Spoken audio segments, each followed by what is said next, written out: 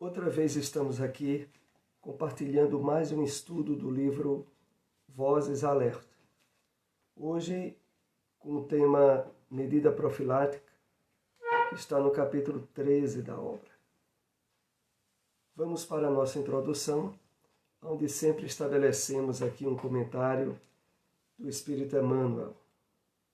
Lembrando que esses estudos estão disponibilizados em nosso canal no YouTube, onde vocês também encontrarão outros estudos, principalmente o que nós estamos realizando aos domingos, que é o estudo da série psicológica de Joana de Ângeles.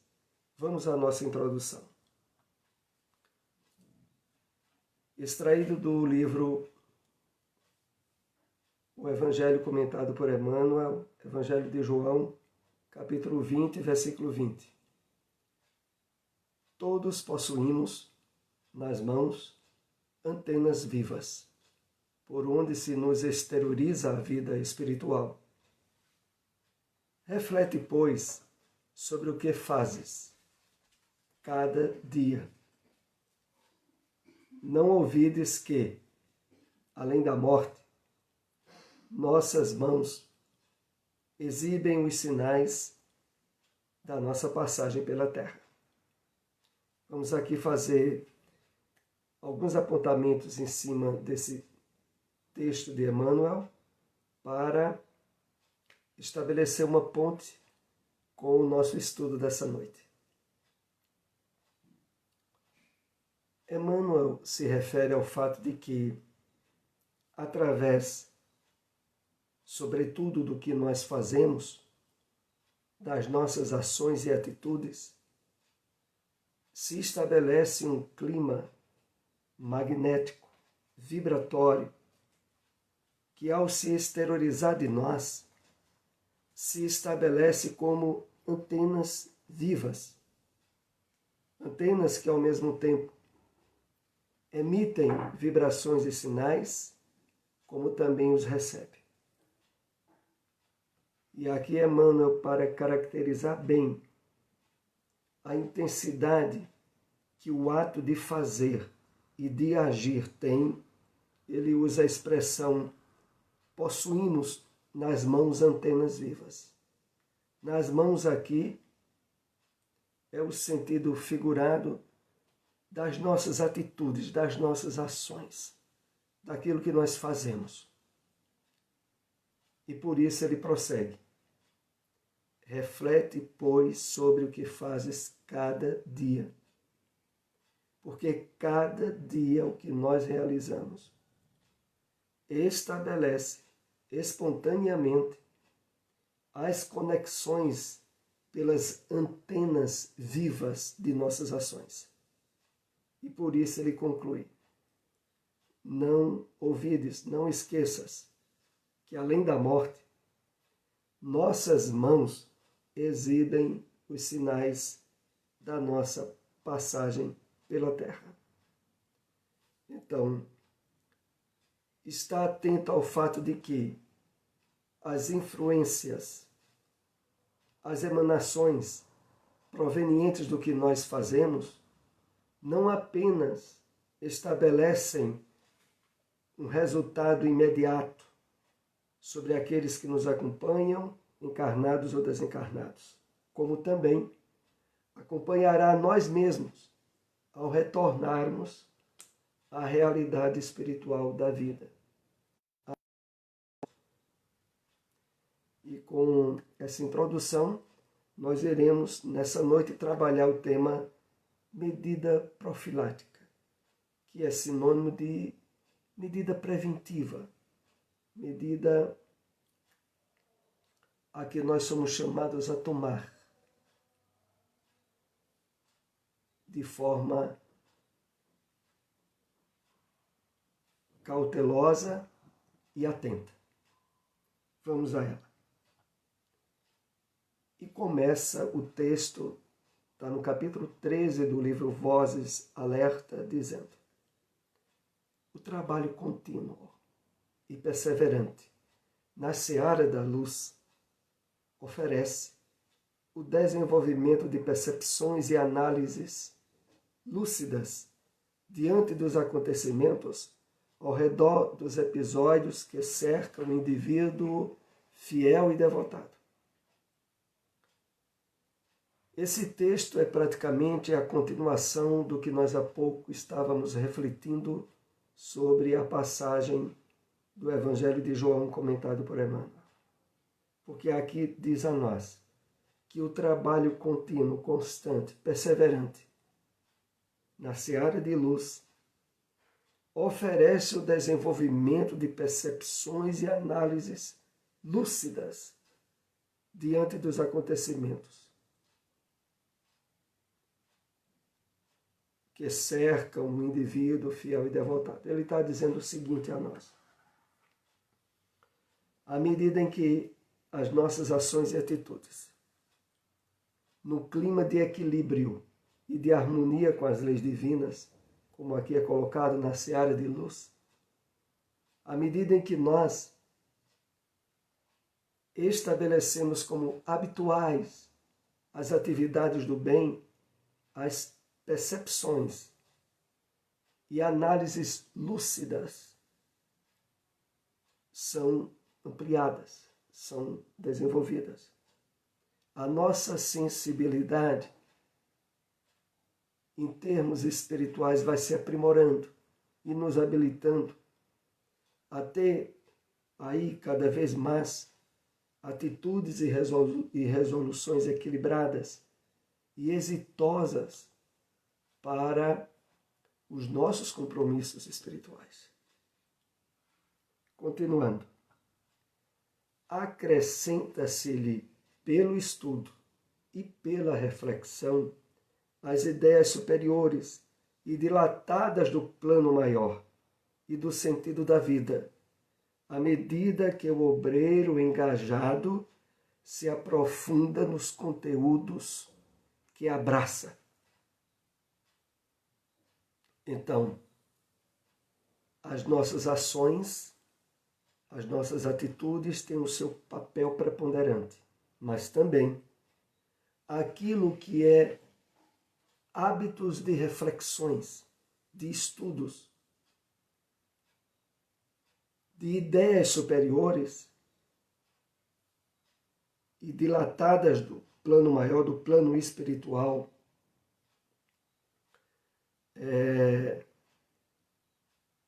dilatadas do plano maior e do sentido da vida. Aqui se refere ao seguinte fato: à medida em que nós ampliamos o nosso tempo de estudo, de interesse pelos conteúdos espirituais, sobretudo tão abundantes na revelação espírita, nós, com essa atitude, abrimos cada vez mais um nível de aprofundamento e de entendimento da realidade existencial em que estamos inseridos. Há um benefício espontâneo, resultado do nosso esforço de aquisição, de estudo, de sensibilidade aos tesouros da alma, as virtudes. E isso se dá de uma forma natural, é consequência. Prossigamos. Pelo fato espontâneo da aceitação voluntária e consciente do autoaperfeiçoamento, o espírito imortal constrói em suas diretrizes profundas os rumos dimensionais das circunstâncias que o cercam. Essa aceitação voluntária e consciente do autoaperfeiçoamento, do esforço íntimo que estejamos fazendo por nos melhorar, ele torna-se conhecido dos benfeitores espirituais e estabelece uma construção de diretrizes, de rumos profundos, de diretrizes profundas, os rumos dimensionais das circunstâncias que o cercam. Ou seja, nós passamos a ter um nível de percepção e de análise de acontecimentos ou ocorrências que se dão no nosso dia a dia de uma forma agora mais dilatada espiritualmente falando. Deixamos de estar sendo tanto vítima das circunstâncias e das mudanças que o dia a dia traz. Estabelece-se em nossa maneira de conviver e de se relacionar um nível de sensibilidade e de entendimento das ocorrências do dia a dia de uma forma mais espiritual que tínhamos antes. O seu trabalho de aperfeiçoamento intelecto-moral é medida profilática que oferece ao discípulo da corrigenda consciencial uma nova rota dimensional nos segundos que se sucedem, demonstrando que o fatalismo não é real. Então, essa medida profilática, de forma bem sintética, é o nosso trabalho de aperfeiçoamento intelecto-moral. À medida em que nós estivermos engajados no melhoramento pessoal nosso, nós criamos para nós mesmos uma espécie de preventivos, de medidas profiláticas, e que, como o texto aqui diz, tem um resultado imediato na nova rota dimensional. Como é essa nova rota dimensional? É de que, através do bom uso do livre-arbítrio, da nossa liberdade pessoal, em querermos estar mais espiritualizado, de imediato esse nosso interesse tem repercussão no plano espiritual que nos circula, que está próximo a nós. E o resultado, como diz o texto, é a demonstração de que o fatalismo não é real. Ou seja, que nós estamos mudando diretrizes do destino, de provas, de dificuldades ou necessidades que teríamos, quer durante a encarnação, quer ao voltarmos ao plano espiritual.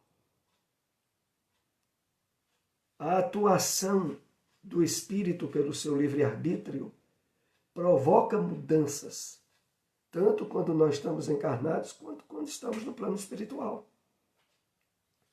E quando essas alterações são consequência do nosso esforço de melhoramento pessoal, torna-se uma medida profilática, evitando dores ou sofrimentos que agora se tornam desnecessários. A compreensão do funcionamento da lei de causa e efeito esclarece quanto à influência do espírito sobre a rota dos acontecimentos. Mas é válido aprofundarmos mais a compreensão integral desta ocorrência. Exatamente por isso, porque à luz da doutrina espírita, o funcionamento da lei de causa e efeito é suscetível a modificações para mais ou para menos, para melhor ou para pior, dependendo da atuação implícita que cabe ao espírito, que cabe a nós mesmos. Por isso o texto diz aqui no final: é válido aprofundarmos mais a compreensão integral dessa ocorrência. Não se pode confundir a lei de causa e efeito com a lei de Talião, de que determinada ocorrência errada que tenhamos prejudicado alguém, necessariamente teremos que passar pela mesma circunstância. cada aproveitamento consciente dos segundos em direção ao aprimoramento espiritual do próprio indivíduo aciona as múltiplas situações na dimensão tempo-espaço, que proporciona os acontecimentos venturosos no porvir. Aqui é feito um reforço, mais ainda, em cima dessas mudanças, patrocinada pela nossa atuação consciente, em prol do melhor para o nosso espírito, em termos de esforço de trabalho íntimo, com as naturais consequências que de imediato se dão, como aqui é colocado, na dimensão tempo-espaço, é porque essas alterações provenientes de nosso esforço altera de imediato no tempo provas ou dificuldades que teríamos que passar. E no espaço, porque automaticamente facultará o espírito que a mudança que ele agora se envolve de forma positiva repercute para ele em termos espirituais, em termos de espaço espiritual. A mudança se dá agora na realidade durante a encarnação e se dá também na realidade pós-encarnação. E no final, quando aqui diz que proporciona os acontecimentos venturosos no porvir. Aqui nós poderíamos fazer um rápido resumo do que nós estamos tentando compartilhar. Através do esforço de melhoramento íntimo, do trabalho de aquisição de virtudes, de superação de vícios,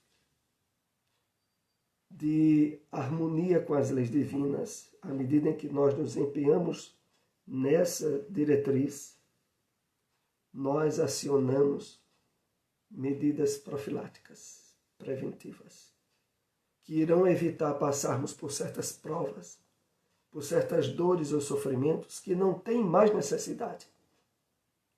Face o novo nível de vivência e da mudança patrocinada pelo próprio Espírito através do seu esforço. Isso é muito importante, porque torna bem evidenciado a nós, de uma vez por todas, não darmos vazão a sofrimento, a achar que temos que pagar através de doenças e de dores, quando podemos não só ressarcirmos-nos com a nossa consciência, mas dar passos à frente à medida que estamos estabelecendo em nós mesmos o burilamento íntimo, a melhora, a conquista de valores morais, o estabelecimento de virtudes. Isso a doutrina espírita nos dá todos os instrumentos necessários para o êxito nessa diretriz. Se fosse para nós estarmos aqui pagando com a mesma moeda, sofrendo as consequências de tudo errado que a gente fez, não precisaria espiritismo, não. Bastaria a reencarnação. Não precisaria do Evangelho do Cristo. Bastaria a reencarnação. O Evangelho do Cristo, o Consolador prometido que é o Espiritismo, vem e viram para nos dar meios melhores e mais eficazes de resolver nosso passado desastroso. E o que se pede é essa mudança íntima em nós por objetivos e metas espirituais que não houvéramos tido antes. Prossigamos. Quanto maiores a entrega, a vontade e a consciência do Espírito ao cumprir a lei de amor, justiça e caridade, mais a lei de justiça é acionada, oferecendo episódios constantes para o desenvolvimento do amor e a aplicação da caridade. Então, o que fica muito evidenciado aqui para nós é fazermos o máximo de esforço possível nesse trabalho de entrega aos ideais renovadores que a doutrina espírita nos fornece, através do Evangelho do Cristo. Então, quanto maiores a entrega, a vontade, a consciência do Espírito ao cumprir a lei de amor, justiça e caridade, quanto mais a sensibilidade nossa para o bem, para a ajuda ao próximo, para a vibração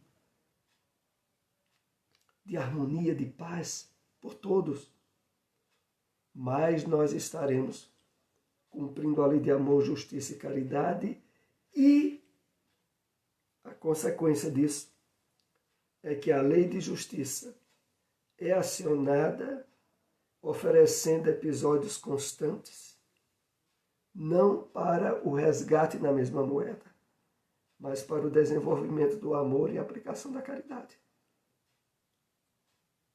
A caridade e o amor é essa via de mão dupla. Quanto mais intenso e mais constante nós dermos, mais nos habilitamos a receber.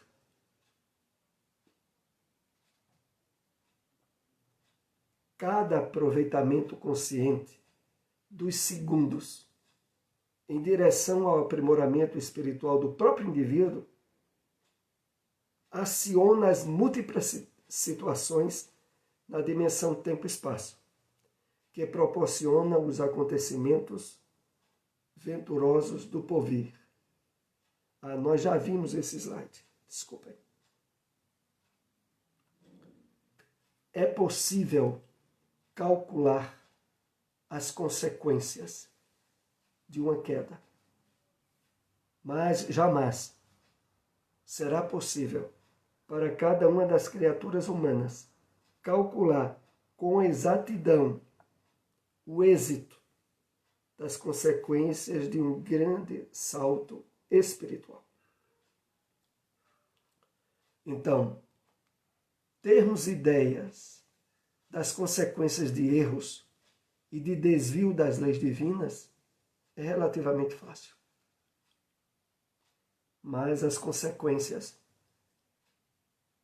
resultantes do esforço de aprimoramento e de melhoria espiritual em nós,